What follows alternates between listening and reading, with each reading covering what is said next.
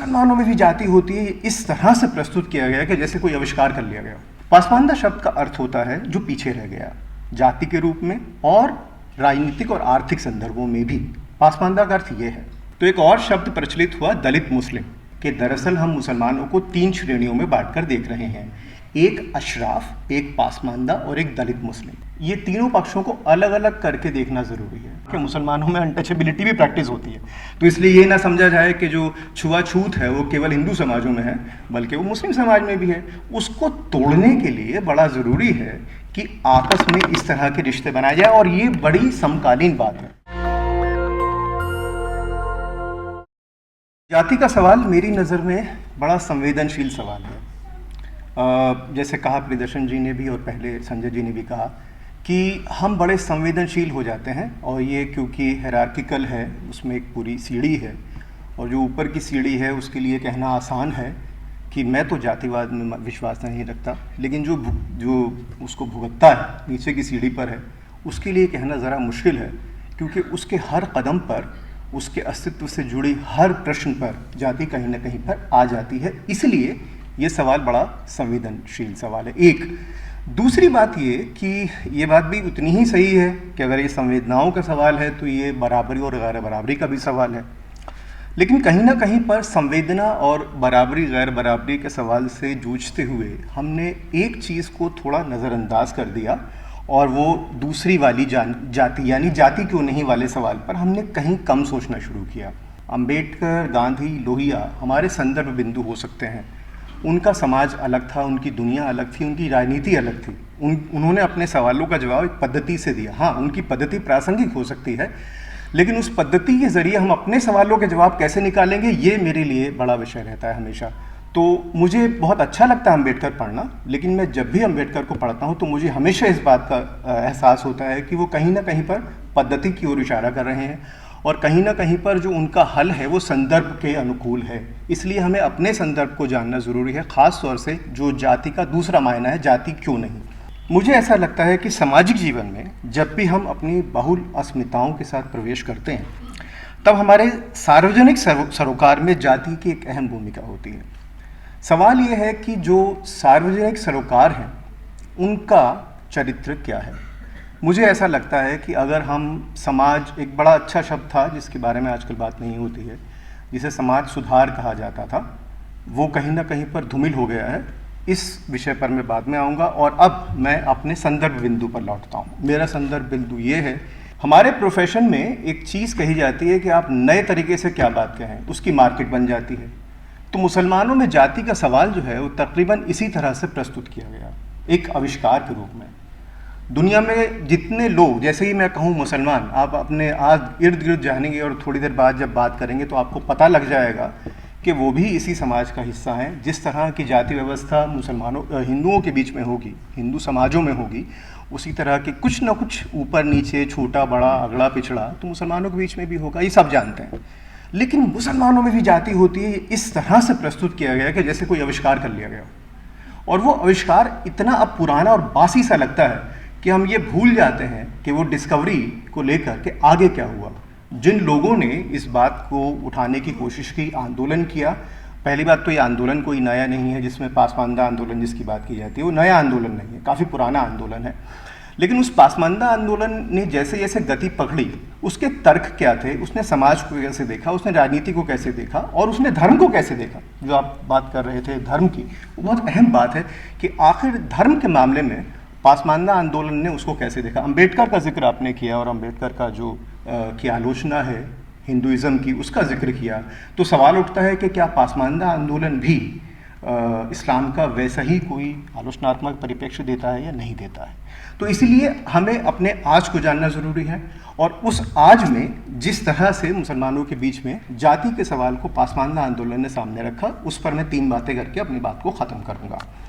पहली बात तो ये कि और ये बड़ा दिलचस्प है कि मुसलमानों में जाति देखने का जो सवाल है, उसको आम तौर पे जो चश्मा है वो हिंदू जाति व्यवस्था का है।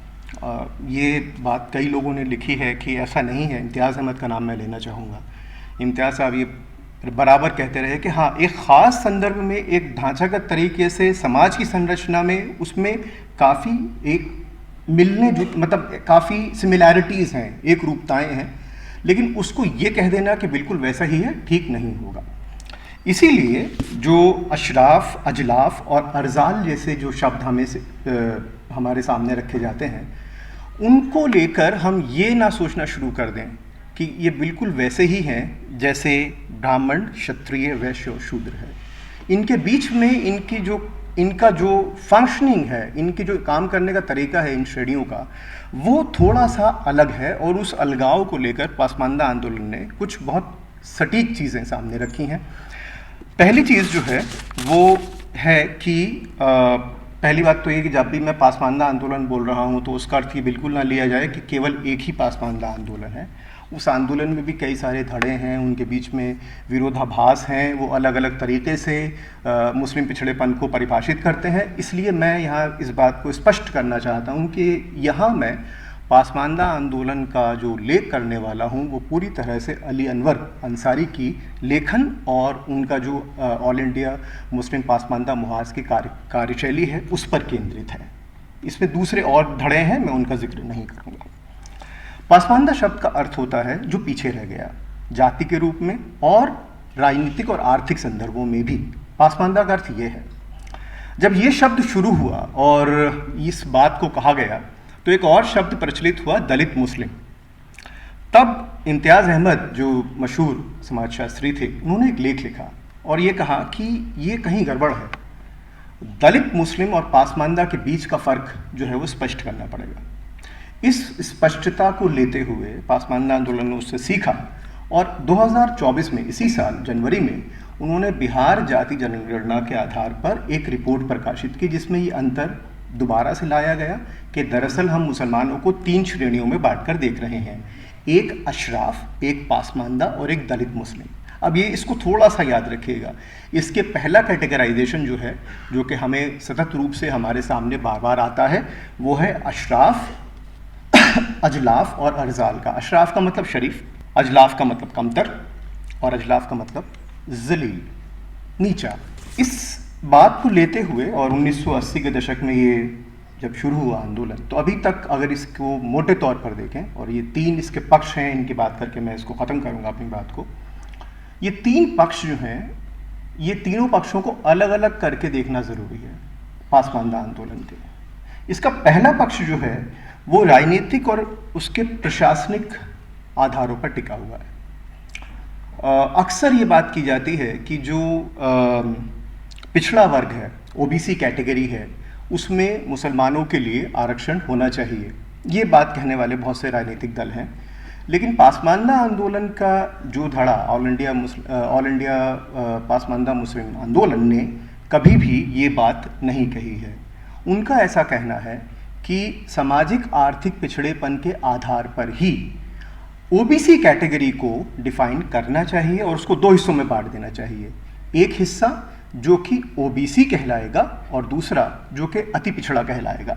अगर ऐसा होगा और सेकुलर आधारों पर, आर्थिक पिछड़ेपन के आधार पर जातिगत पिछड़ेपन की माप होगी, तो मुसलमानों का जो सबसे पिछड़ा तबका है वो अपने आप ही MBC या मोस्ट बैकवर्ड की कैटेगरी में आता चला जाएगा। पहली चीज़ तो ये है, यानी जो भी आप एफर्मेटिव एक्शन करें वो मूल रूप से सामाजिक आर्थिक आधारों पर होना चाहिए, धार्मिक आधारों पर नहीं होना चाहिए। पहला जो डिमांड है वो ये है। दूसरी डिमांड जो है वो ये है कि जो अनुसूचित जाति है, जिसे हम शेड्यूल कास्ट कैटेगरी कहते हैं, वो अभी तक सांप्रदायिक है, वो कॉम्युनल है, क्योंकि उसमें सिख, हिंदू और बौद्ध धर्म के मानने वाली जातियां ही शामिल हो सकती हैं। मुस्लिम दलित और ईसाई दलित के लिए उसमें स्थान नहीं है। एक बड़ा 1950 का प्रेसिडेंशियल ऑर्डर है, जिसके आधार पर यह है, वो अभी कोर्ट में केस चल रहा है, उस पर मैं कोई टिप्पणी नहीं करूंगा। लेकिन ये उल्लेखनीय बात है कि दूसरी जो मुख्य डिमांड राजनीतिक रूप में पासमानदा आंदोलन की है वो ये है कि शेड्यूल कास्ट कैटेगरी को, जो अनुसूचित जाति की श्रेणी है, उसको पूरी तरह से हमें सांप्रदायिकता से निकालना चाहिए, उसे पूरी तरह से सेकुलर करना चाहिए। तो ये तो हुआ इस आंदोलन का राजनीतिक पक्ष। अब हम आते हैं इसके सामाजिक पक्ष में। जैसे कि मैंने ये कहा कि जो अशराफ, अजलाफ और अर्जाल की जो कैटेगरीज़ हैं उसको पसमानदा आंदोलन ने पुनः उसको परिभाषित किया है। अब अशराफ हैं, उसके बाद जो है वो पासमानदा मुसलमान है और अंत में दलित मुस्लिम है। और ये जो कैटेगराइजेशन है, ये कैटेगराइजेशन केवल और केवल आरक्षण के लिए नहीं है। जैसा आपने कहा रोटी बेटी का रिश्ता, तो पासमानदा आंदोलन ने इसको समाज सुधार का विषय भी बनाया है। बराबर ये बात कही जा रही है कि जब तक मुसलमानों के बीच में शादियां नहीं होंगी, जब तक आपस में रोटी बेटी का रिश्ता, और मैंने ये रोटी बेटी का इसलिए कहा कि मुसलमानों में अनटचेबिलिटी भी प्रैक्टिस होती है, तो इसलिए ये ना समझा जाए कि जो छुआछूत है वो केवल हिंदू समाजों में है, बल्कि वो मुस्लिम समाज में भी है। उसको तोड़ने के लिए बड़ा ज़रूरी है कि आपस में इस तरह के रिश्ते बनाए जाए। और ये बड़ी समकालीन बात है।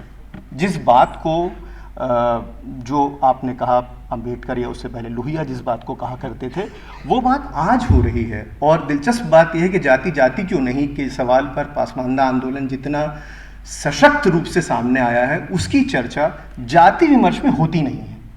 क्यों है, इस पर सोचने की ज़रूरत है। तीसरा जो पक्ष है वो बहुत दिलचस्प पक्ष है और इस पर अमूमन बात नहीं होती है। धर्म की आपने बात कही। सवाल यह है कि धर्म कभी एक नहीं होता, धर्म बदलता रहता है और ख़ास तौर से हर धर्म बदलता है। और पिछले 30-35 वर्षों में जिस तरह से भारत में इस्लाम बदला है, उसकी शायद बहुत ज़्यादा उस पर लिखा नहीं गया है। अंग्रेज़ी में थोड़ा बहुत लिखा गया, हिंदी के बारे में मैं जानता नहीं इसलिए कुछ कहूँगा नहीं। लेकिन धर्म बहुत तेज़ी से बदलता है। केवल ये कह देना कि जो एक, जिसे अंग्रेज़ी में मैंने अपना एक जगह लिखा था कि आउटडेटेड मॉडर्निटी, आप एक ऐसी आधुनिकता की बात कर रहे हैं जो कब की पुरानी हो चुकी है। आधुनिकता भी बदलती है और ये मान लेना कि आधुनिकता बनाम इस्लाम नाम की एक चीज़ है और आज भी हम ढोए जा रहे हैं, वो बिल्कुल गलत है।